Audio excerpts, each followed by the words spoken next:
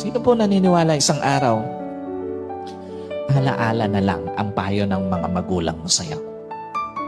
At sino po naniniwala, isang araw, yung nanay na kasama mo ngayon, maaaring katabi mo ngayon, yung tatay na kasama mo ngayon, isang araw, aalalahanin mo na lang din. Hindi kayo forever na magkasama. Kaya nga, lahat ng magulang hanggat kasama pa yung anak, gagawin ng lahat. Ipapayo lahat ng mabuti, paaalalahanan ng anak kasi alam niya, isang araw, iiwan niya yung kanyang mga anak. Isang araw, hindi lang payo ng mga magulang mo ang magiging alaala.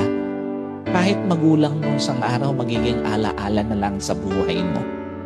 Kaya nga napakapalad mo kung may magulang ka pa ngayon na kasama, may magulang ka pa ngayon na nagpapayo sa'yo, may magulang ka pa na nagpapaalala sa'yo. Kasi one day, wala na yan sa tabi mo.